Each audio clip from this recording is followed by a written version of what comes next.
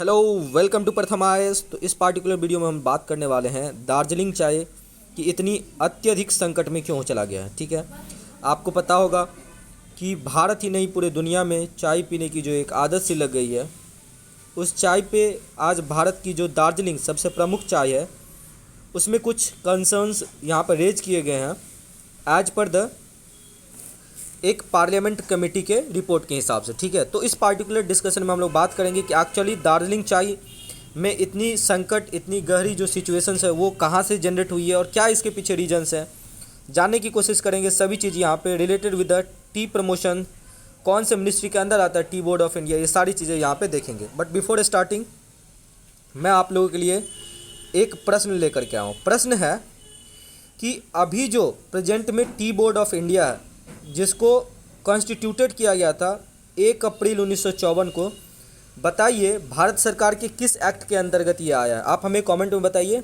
हम आपको इसका आंसर इसी वीडियो के दौरान देंगे। ठीक है, जुड़े रहिए हमारे साथ। तो जैसा कि आप जानते हैं, यहाँ पे देख रहे हैं दार्जिलिंग कहाँ पे है, तो आपको पता होगा दार्जिलिंग वेस्ट बंगाल, वेस्ट बंगाल जो भारत की पूर्वी छोर पे बे ऑफ बंगाल से जुड़ा हुआ है, वहाँ पे दार्जिलिंग एक पहाड़ी रीजन है। और आपको पता होगा चाहिए कि टी के लिए जो है ना पहाड़ी रीजन बहुत इंपॉर्टेंट होता है, क्योंकि पानी अटकना नहीं चाहिए खेत में। ठीक है, और इसलिए वहाँ पे टेरेस फार्मिंग टाइप का पहाड़ों पे जो है ना खेती किया जाता है। मैं आपको कुछ इंपॉर्टेंट पॉइंट यहाँ पे बताता हूँ कि जैसे आप देखोगे तो टी बोर्ड ऑफ इंडिया की जो हेडक्वार्टर है वो आपको कहाँ पर मिलेंगी, तो टी बोर्ड ऑफ इंडिया की हेडक्वार्टर मिलेंगी आपको वेस्ट बंगाल कोलकाता में। और हम अपनी टी को प्रमोशन के लिए जो है ना फॉरेन में भी क्या करते हैं, जहाँ पे चाय ज़्यादा पिया जाता है। हालांकि अगर आप देखोगे तो पूरी दुनिया में बहुत ज़्यादा चाय पिया जाता है, अंग्रेज़ों ने पूरी दुनिया तक चाय पहुँचा दिया। तो ये सारी चीज़ें जो है ना, मॉस्को में भी अभी इसकी एक तरीके से एक फॉरेन, केवल एक है, ओनली वन, जो हमारी फॉरेन हेडक्वार्टर है वो कहाँ पर है आपको, मॉस्को में। अब यहाँ पर देख लेते हैं कि रिपोर्ट क्या कह रहा है संसदीय स्थायी समिति की। तो देखिए, इस रिपोर्ट के अनुसार जो चाय का उद्योग है ना भारत में, उसकी स्थिति पर चिंता जाहिर किया गया। क्या किया गया, आपको चिंता जाहिर किया। और चिंता क्या है, तो बोला जा रहा है कि नेपाल से जो है ना ख़राब गुणवत्ता वाली चाय को मंगाया जा रहा है। और क्योंकि जब बारिश है यहाँ पे जो है ना, एक तरीके से जब मौसम की कोई थोड़ी सी यहाँ पे प्रॉब्लम होती है, लाइक नॉर्थ ईस्ट में जब मान लीजिए कि साइक्लोन्स ज़्यादा आ जाते हैं, बारिश जो है अनइंटरप्टेड फॉर्म में एक तरीके से यहाँ पे आता रहता है, तो उस कारण से यहाँ बोला जाता है कि जो हमारी अपनी कंजम्पशन है उसको पूरा करने के लिए अभी क्या हो रहा है आपको, कि हम लोग नेपाल से जो नज़दीक, क्योंकि नेपाल भी क्या है, एक तरीके का पहाड़ी एरिया है, तो वहाँ भी चाय होती है। तो वहाँ से जो चाय मंगाई जाती है वहाँ तक तो ठीक है कि हम अपनी कंजम्पशन के लिए मंगा रहे हैं, लेकिन हो क्या रहा है कि यहाँ पे दार्जिलिंग चाय जो एक प्रीमियम क्वालिटी की चाय है उसके नाम पर टैगिंग कर दिया जा रहा है। और एक तरीके से ये बोला जा रहा है कि भाई ये देखो, ये दार्जिलिंग चाय है। ठीक है, तो ये एक कंसर्न बताया जा रहा है। उससे अब होगा क्या कि जो हमारी अपनी ऑलरेडी चाय है दार्जिलिंग, उसके क्वालिटी में तो वो ख़राब है, लेकिन रेट थोड़ा कम करके भी क्या होगा कि नेपाल वाले जो पैकिंग कर रहे हैं गलत दार्जिलिंग प्रीमियम टी के नाम से, उसको बेच लेंगे। तो जो हमारी अपनी देश के अंदर जो प्रीमियम क्वालिटी की दार्जिलिंग टी है वो क्या है, एक तरीके से उसकी बिक्री कम हो जाएगी, उसकी खपत कम हो जाएगी, और कहीं ना कहीं इसको जो हमारे टी लेबरर्स हैं उस पर इसका इम्पैक्ट आएगा हमारे नॉर्थ ईस्ट पे। तो जैसे मैंने आपको यहाँ पे बोला, अब देखिए टी एसोसिएशन ऑफ इंडिया का डाटा क्या कह रहा है। तो देखिए 2020-21 में भारत जो है ना कुल चाय आयात किया है लगभग, अब सोचो दुनिया का सबसे ज़्यादा जो है ना सेकंड हम लोग खुद आयात करते, मतलब एक तरीके से उपजाते हैं चाय, चाइना के बाद सबसे ज़्यादा हम लोग ही उपजाते हैं, लेकिन सबसे ज़्यादा हम लोग जो है ना एक्सपोर्ट नहीं करते। क्यों? क्योंकि पीने वाले खुद यहाँ पे हैं, भर दिन में 4 बार चाय झोंकते हैं हम लोग। ठीक है, तो 2020-21 के अनुसार अगर देखिएगा टी एसोसिएशन ऑफ इंडिया का डाटा, देखिए टी एसोसिएशन ऑफ इंडिया जो है ना एक डिफरेंट स्टेक होल्डर का एक समूह है जो चाय की गुणवत्ता और उसके प्रमोशन पे ध्यान देता है। तो इनके 2020-21 के डाटा के अनुसार हम लोगों ने कुल चाय कितना उत्पादन की यहाँ पे आयात किया है, आयात मतलब इंपोर्ट, तो लगभग 28 मिलियन केजी के बराबर। और 2020-21 में केवल नेपाल से चाय का अगर, तो मतलब लगभग आप बोल सकते हैं 1/3 जो है ना हम लोगों ने चाय नेपाल से मंगाया है। और इसका काम क्या है, इस चाय का यूज़ हम लोग क्या कर रहे हैं कि गलत तरीके से एक प्रीमियम ब्रांड की चाय में कन्वर्ट कर रहे हैं।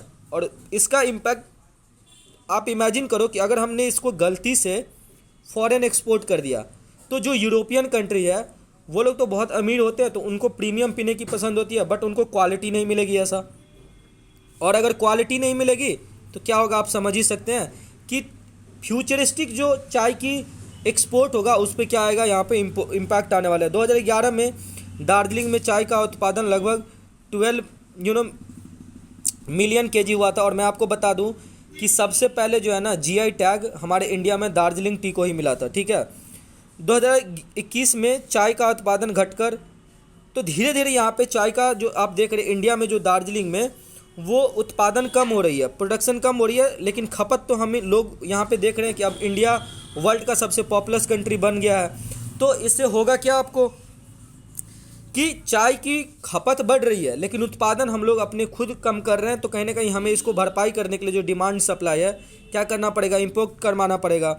और इसमें इम्पोर्ट के बाद क्या होती है कि हमारी जो एक प्रीमियम ब्रांड है टी, उसके नाम पे जो है ना यहाँ पे पैकेजिंग होता है ब्लैक मार्केट में, और फिर उसको एक्सपोर्ट किया जाता है या बहुत महंगे दामों पे कंट्री के अंदर ही क्या किया जाता है, सेल कर दिया जाता है। मैं आपको बता दूं कि ये जो चाय है आपका, जो टी बोर्ड ऑफ इंडिया, ये ministry of commerce and industry के अंतर्गत आता है और इसे सेक्शन 4 ऑफ टी एक्ट 1953, मैंने बोला था ना कि आपको मैं आंसर दूंगा, तो यहाँ पे देखिए ये जो टी बोर्ड ऑफ इंडिया है उसकी गठन सेक्शन 4 के अंतर्गत जो है ना, जो टी एक्ट 1953 में लाया गया था, जो 1954 में आपको इसको एक्शन में आया था, उसके अंतर्गत किया गया था। अब चाय के उत्पादन में गिरावट के मुख्य कारण क्या है, तो सबसे फेमस जलवायु परिवर्तन, क्लाइमेट चेंज, घटती पैदावार, जो डिक्लेमेंट हो रहा है आपको यील्ड में, और श्रमिकों की उच्च अनुपस्थिति। होता क्या है कि अभी भी आप देखोगे तो नॉर्थ ईस्ट में जो है ना चाय के जो एक तरीके से लेबर है, उनको क्या किया जाता है कि लो निम्न स्तर पे उनको पैसा दिया जाता है, मजदूरी दिया जाता है। उसके कारण से लोग एक्टिव नहीं होते, उन्हें अवेयरनेस नहीं आती है कि वो चाय के उत्पादन में अपना इन्वॉल्वमेंट देगा। और उससे क्या हो रहा है यहाँ पे कि जो उच्च गुणवत्ता, देखिए चाय की खेती के लिए उच्च गुणवत्ता की एक तरीके से श्रमिक चाहिए, तो वो लोग वहाँ से डाइवर्ट कर रहे हैं, पैसा मिल नहीं रहा, लेकिन उनकी जो नॉलेज है वो वहाँ पे यूज हो जाती है, इसलिए लोग चाय की खेती करने से दूर भाग रहे हैं और ये सब कारण कहीं ना कहीं उत्पादन पे पड़ रहा है, ठीक है। अगर मैं आपको कुछ इंपॉर्टेंट चीज़ बताऊँ यहाँ पे, तो चाय, जो दार्जिलिंग चाय है उसको हम चाय के सैंपन भी कहते हैं। पूरे दुनिया में चाय के सैंपन के रूप में दार्जिलिंग टी को माना जाता है और दार्जिलिंग चाय को 2004 में जीआई टैग में मिल चुका है, जो मैंने ऑलरेडी आपको बता दिया कि वो भारतीय पहला उत्पाद था जिसे जीआई टैग मिला था, ठीक है। तो उम्मीद करते हैं सेशन अच्छा लगा होगा और मैंने अपने एमसीक्यू का भी यहाँ पे आंसर दे दिया कि 1953 होगा। तो चलिए, बहुत बहुत धन्यवाद। अगर वीडियो हमारा पसंद आ रहा है तो प्लीज़ हमारे चैनल को सब्सक्राइब कीजिए और लिंक डिस्क्रिप्शन में टेलीग्राम का दिया हुआ, प्लीज़ जुड़ जाइए ताकि हमारी वीडियोज़ की सारी नोटिफिकेशन आपको समय पर मिल जाए। थैंक यू सो मच, बहुत बहुत धन्यवाद, बहुत बहुत आभार।